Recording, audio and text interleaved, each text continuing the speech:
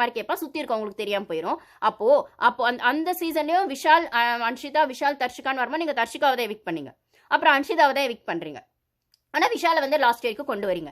இப்பயுமே எஃப்ஜே ஆதிரேன்னு வரும்போது ஆதிரியை எவிக்ட் பண்ணீங்க, எஃப்ஜேவை கொண்டு வரீங்க. இப்பயுமே எஃப்ஜே வியானான்னு வரும்போது வியானாவை எவிக்ட் பண்ணுறீங்க, எஃப்ஜே உள்ளே இருக்கீங்க. நீங்கள் அப்படி நியாயமாக ஓட்டு பிரகாரம் போனாலும் இதே மாதிரி தான் நீங்கள் ஓட்டு பிரகாரம் போயிருக்கணும். பிரஜன்லாம் போயிருக்கூடாது, எஃப்ஜே போயிருக்கணும், கனி போயிருக்கணும். எத்தனையோ வாரம் அரோரா ஓட்டிங் இல்லாமல் இருந்தப்போ அரோரா போயிருக்கணும். அது இல்லாமல் சார் நீங்கள் பண்ணுறீங்க டிப்பிக்கல் பச்சைய கமர்ஷியல் கார்பரேட் ஷோ, மேல் சாவனிசம் ஷோன்னு சொல்லிட்டு எப்படி சார் நியாயமாக பேசுகிற மாதிரி இவ்வளோ நல்லா பேசுகிறீங்க? நான் கேட்குற அடுத்த சீசன்லேருந்து நீங்கள் ஐலோகோவை மாற்றிருங்க.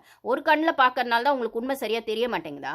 2 கண்ணில் பாருங்க. அடுத்த சீசன்லேருந்து 2 கண்ணு வைங்க. அட்லீஸ்ட் சாண்ட்ராவாவது வந்து இப்படி கண்ணை மூடிட்டு இருக்கீங்களே, நடக்கதான் தெரியலன்னு அப்படி கேட்டாங்க. நான் கேட்குறேன், இன்னும் தெளிவாக 2 கண்ணில் பாருங்க. அடுத்த சீசன்லேருந்து ஒரு கண்ணில் பார்க்கறதுனால தான் உண்மை, பாதி உண்மை தான் உங்களுக்கு தெரியுது போல, பாதி தெரிய மாட்டேங்குது போல. அகே நீங்கள் சொன்னதுலாம் நான் பொய்ன்னு சொல்லவே இல்லை, உண்மைதான்.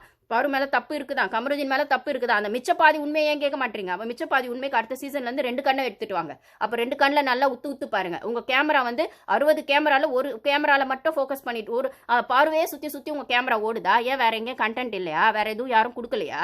அல்ல அந்த கண்டென்ட்லாம் போட்டால் அந்த மிக்சர் கண்டென்ட் ஆயிருமா?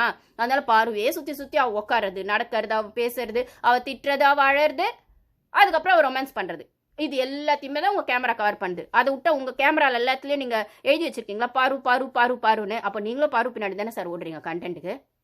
அப்புறம் என்ன சார் பெருசாக பேசுகிறீங்க? பாரு நீங்கள் கமருதீனை எவிக்ட் பண்ணிட வேண்டியது தானே. நீங்கள் எஃப்ஜேக்காக வியானாவை பண்ணுறீங்க, எஃப்ஜேக்காக வந்துட்டு ஆதிரியை பண்ணுறீங்க, விஷாலுக்காக தர்ஷிகாவை பண்ணுறீங்க, வந்துட்டு பாலாக்காக வந்து சிவானியை பண்ணுறீங்க, அப்போ கவின்காக லாஸ்ட்லியாவை பண்ணுறீங்க. இதெல்லாம் ஒன்று போயிட்டுருக்கா அப்படின்னும் போது இப்போ வந்து உங்களுக்கு பாரு வேணும், பாரு டிஆர்பிக்கு வேணும்னா அந்த பாருவோட கேம் வந்து நெக்ஸ்ட் ஃபோக்கஸ் ஆகிறதுக்கோ, இல்லைனா வந்துட்டு அவளுக்கான விஷயங்கள் அவள் இன்னுமே ஷைன் பண்ணுறதுக்கோ, இல்லுமே அவளுக்கு டேமேஜ் வராமல் இருக்கும், நீங்கள் கமருதீனை எவிக்ட் பண்ணுற வேண்டியது தானே சார். ஏன் சார் உள்ளே வச்சுருக்கீங்க? அப்போ உங்களுக்கு டிஆர்பி வேணும், அடல்ட் கண்டென்ட் வேணும். ஆனால் அந்த அடல்ட் கண்டென்ட் வந்து உங்களுக்கு அரோரா கிட்ட கிடச்சா அது சட்டில் ஆக்கிடுவீங்க, பாரு கிட்ட கிடச்சா அதை டிஆர்பி ஆக்கிடுவீங்க. ஆனால் உங்களுக்கு கண்டென்ட் வேணும் தானே. அப்போ எஃப்ஜே அடிச்ச கிஸ்ஸுக்கெல்லாம் என்ன சார் எவிடன்ஸ்? அது எவிடன்ஸ் இல்லைன்னா வெளில பேசப்படாது, ரைட்டா? எவிடன்ஸ் இருக்குன்னா பேசப்படும். அப்போ ஒரு பொண்ணு கிஸ் அடிச்சா அவள் லிப்ஸ்டிக் எவிடன்ஸ், ஒரு பையன் கிஸ் அடிச்சா என்ன சார் எவிடன்ஸ்? எனக்கு புரியல. அப்போ அது இப்போ கனி விஷயங்கள், அரோரா விஷயங்கள், ஆதிரிய விஷயங்கள், வியானா விஷயங்கள், இப்போ என் தமிழ் கூட அதுதான் வச்சிருங்க. அதெல்லாம் உங்கள் கண்ணுக்கு தெரியலையா சார்? அப்போ சம்மந்தமே இல்லாமல் அமித் ஏன் சார் திட்டுறீங்க? சாண்ட்ரா ஏன் சார் திட்டுறீங்க? அமித் இப்போ வந்து பாருக்கு சப்போர்ட் பண்ணி இருக்கிறாரு, இல்லைன்னா பாரு கிட்ட வந்து கேள்வி கேட்கலாம் தானே உங்கள் பிரச்சனை. அமித் கேட்கலாம், அதை நானே போன வீடியோவில் பேசியிருக்கேன், தலை ஒன்றுமே பண்ணலன்னு தான். கமருதீன் எஃப்ஜே விஷயங்கள் நடக்கும்போது அமித் ஒன்றுமே பண்ணலையே சார், அதை நீங்கள் ஏன் சார் பேசலை? அந்த புள்ளி பண்ணுற மாதிரி அவன் ஹாலில் உட்காந்து சாரி அந்த மூஞ்சியும் முடிய வச்சுன்னா அந்த ஆத்திரமா வருது எனக்கு. அந்த எஃப்ஜே அப்படி புள்ளி பண்ணுறானே சார் பாருவா, அதையே சார் நீங்கள் கேட்கவே இல்லை. அப்போ என்ன சார் தலை ஒன்றுமே கேட்கல அமித்? அப்போ நீங்க இவ்வளோ பெரிய பொதுவாக நீங்க அந்த விஷயத்தை அட்ரஸ் பண்ணி வீட்டில் இவ்வளோ பிரச்சனைகள் நடக்குது அமித், நீங்க எதுக்குமே வாய்ஸ் அவுட் பண்ணல, கம்முன்னு இருக்கீங்க அப்படின்னு சொல்லாம கமருதீன் திவ்யா மட்டும் ஏன் சார் சொன்னீங்க? நீங்க பொதுவில் அந்த மாதிரி சொல்லியிருந்தா கூட ஓகே, ஒரு பொதுவில் எதுவும் அட்ரஸ் பண்ணல, நானே வீடியோஸ்ல போட்டிருக்கேன், ஓகேங்களா? ஆனா நீங்க கமருதீன் திவ்யா பேசும்போது மட்டும் போடின்னு ஏன் சார்? ஒரு பொண்ணுக்கு போடின்னு சொன்னா ரோஷம் வருதுன்னா ஒரு பொண்ணு கேரக்டர் அசாசினேட் பண்ணா மட்டும் கோவம் வரக்கூடாதா? ஏன் அவ மட்டும் பொண்ணு இல்லையா? அவளுக்கு அவள் பொண்ணா இருக்காளன்றது அவளுக்கு தெரிஞ்ச போதும், அவள் வீட்டு ஆளுங்களுக்கு தெரிஞ்ச போதும். அவள் ஒரு ஃபெமினிசம் பேசுறான்றதுக்காக ஒரு பொண்ணே இல்லைன்னு கன்சிடர். ஏன் சார் அந்த பொண்ணு அடல்ட் கண்டென்ட் வச்சு தானே சார் நீங்கள் டிஆர்பி ஓட்டுறீங்க? அப்போ அந்த பொண்ணுக்கு வந்து கேரக்டர் அசாசினேட் பண்ணுற எஃப்ஜேவும் தப்பு தானே சார்? அப்போ கேள்வி கேட்காத அமித்தும் தப்பு தானே சார்? அது என்ன சார் திவ்யாவுக்கு கேள்வி கேட்கலனா மட்டும் அமித் தப்பு, அப்போ பாருக்கு கேள்வி கேட்கலனாலும் அமித் தப்பு தானே சார்? அதே விக்ரம் வந்து நியாயத்துக்கு பேசி பாரு ஃபேமிலி பற்றி எஃப்ஜே பேசினாரான்னு அந்த விதையை போட்டதே அவன் தான். அதை பெருசாக்கி பிளாஸ்மால பேசி அது அவன் நைட்ல உட்காந்து பேசுறான் சுபிக்ஷா கிட்ட. இது எத்தனை பேர் லைவ்ல பாத்தீங்களோ கமெண்ட்ஸ்ல ஷேர் பண்ணுங்க, லைக் போடுங்க கைஸ். அவன் பேசுறான் அரோரா கிட்ட, ஐ மீன் அந்த சுபிக்ஷா கிட்ட. அவள் சுபிக்ஷா இந்த வாரம் ஃபுல்லாக நான் பெர்ஃபார்ம் பண்ணல, வந்து ஜட்ஜ் டாஸ்க்ல நீங்கள் ஒன்றும் இல்லாமல் ஆக்கிட்டீங்க அப்படின்லாம் புலம்பிட்டு இருக்கும்போது இது நம்ம வந்து என்ன பண்ணுறவங்க அது எதையோ ஒன்று போட்டு விடணும், அதுக்கப்புறம் அது வந்து எப்படி போகுது, ப்ளஸ் ஆகுதா மைனஸ் ஆகுதான்றது நம்ம கையில் இல்லைனா விதை மட்டும் போட்டுடணும் அப்படின்னு சொல்லும்போது அப்போ கரெக்டாக சுபிக்ஷா கேட்பா. அப்போ வந்து நான் பண்ணலை, இப்போ வந்து அந்த ஃபேமிலி பற்றி பேசினது வந்து பாருக்காக பேசணும்னு ஒன்று இருக்குல்ல, யாருக்கும் பேசுகிறோம் பாருக்கு பேசலன்னு, அதனால தான் ஃபேமிலி விஷயம். அப்போ நீங்கள் விதை போட்டிங்களான்னு சுருக்குன்னு கேட்பா சுபிக்ஷா. அப்போ அந்த விதையை நீங்கள் போட்டிங்களா அப்படின்னு டக்குன்னு சுருக்குன்னு கேட்பா. இதெல்லாம் நீ கேட்குறியம்மா, இது பிளாஸ்மால கேளு, டாஸ்க் விளையாட அவன் அமுத்தி வைக்கிறான். இங்கெல்லாம் நல்லா தானே வக்கனையா பேசுறான், கூட தனியா உட்காந்து பேசும்போது, நைட்ல பேசும்போது, காசிப் பேசும்போது அது தெளிவா பிளாஸ்மால பேசினா உனக்கு கண்டென்ட்டாவது வரும்ல. இப்போ நெக்ஸ்ட் உன்னதான் தூக்க போறாங்க. அவன் விக்ரம் கேமுக்கு நீங்க ஏதோ ஒரு டிஸ்டர்பன்ஸ் இருந்தா தூக்கிடுவாங்க அப்படின்னும் போது அவ கேட்குறா, அப்போ நீங்க விதை போட்டிங்களா பாரு விஷயத்தை எடுத்து வந்து ஃபேமிலி விஷயம்னா? அது விதைன்னு இல்லை, அது சும்மா ஆரம்பிக்கலான்னு ஆரம்பிச்சேன், அப்புறம் பட்டா அது புஷ் ஆயிடுச்சுன்ற மாதிரி. அப்போ அவன் பண்ற கலகம்லாம் பரவாயில்ல, பாருவா கலகம்னு சொன்னீங்களே, இப்போ அவன் பண்றதுக்கு பேர் என்ன கலகமா? அது என்ன சார்? அவ்வளோ கலகம் பண்ணுறவன் அப்போ எஃப்ஜே வந்து மார்க்கிங் பண்ணும்போதுமே அதை கலகம் பண்ணி ஏன்டா இப்படி பேசுகிற பண்ணுறா அவன் என்ன பேசுறாலும் அது வரைக்கும் பேசி இல்லை கமருதீன் கிட்ட சண்டைனா அதை பேசு நீ வார்த்தை விடாத கமருதீனை மட்டும் வார்த்தை விடாதுன்னு சொல்ல இப்போ எஃப்ஜே வார்த்தை விடாதுன்னு சொல்கிறதுக்கு அங்கே யாருமே இல்லையே சார்.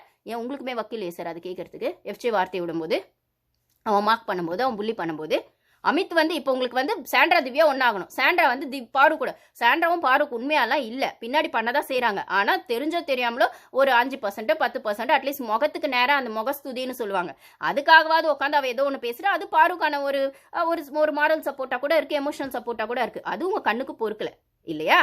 இப்போ வந்து சாண்ட்ரா வந்து திவ்யா கூட சேர்ந்து பார்வை எதிர்க்கணும்.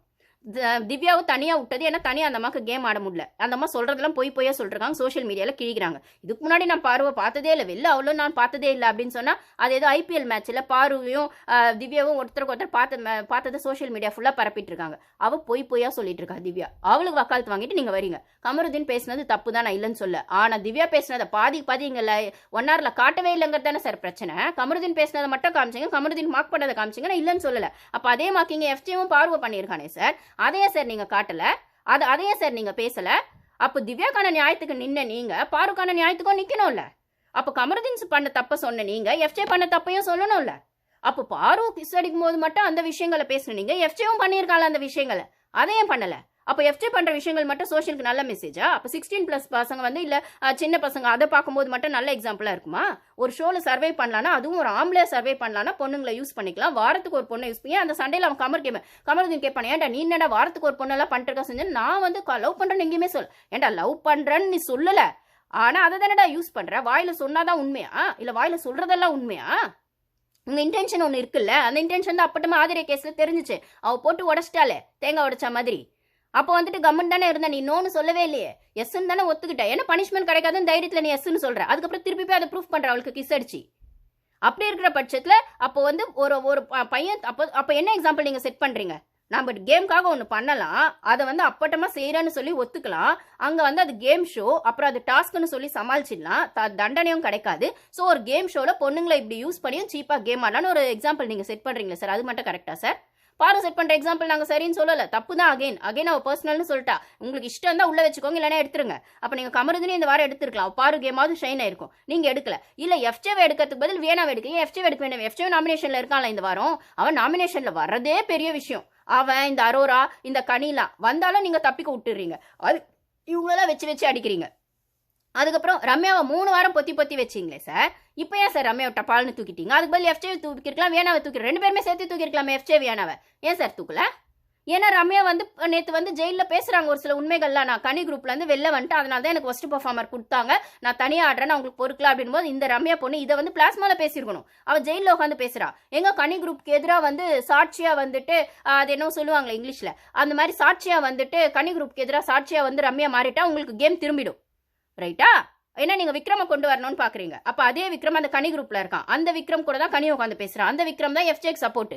அப்போ வந்து உங்களுக்கு கேம் மாறிடும் அப்படின்னும் போது ஆரோ இதுக்கு மேல ரம்யா உள்ள வச்சிருந்தா வந்து நீங்க வந்து ரம்யாவுக்கும் பாருக்கும் சண்டை வரும்னு நினைச்சீங்க. இங்க என்னன்னா ரம்யா பாரு கூட பின்னாடி பேசினாலும் முன்னாடி வந்துட்டு கனியை எதிர்த்து கனியை வந்து இப்போ வந்து ஒஸ்ட் பர்ஃபார்மர் ஆனோன்னு ஜெயிலில் உட்காந்து உன்னை பற்றிலாம் எவ்வளோ பேசியிருக்காங்க தெரியுமா அந்த கனி குரூப், நானே அதில் இருந்திருக்கா, கமருதீன் எவ்வளோ பேசியிருக்கான் தெரியுமா உன்னை பற்றி அப்படின்லாம் சொல்கிறா. அதெல்லாம் அவள் கேம்குள்ளே யூஸ் பண்ணியிருக்கான் அந்த பாயிண்ட் எல்லாம், ஆனால் அதெல்லாம் அது யூஸ் பண்ணலை.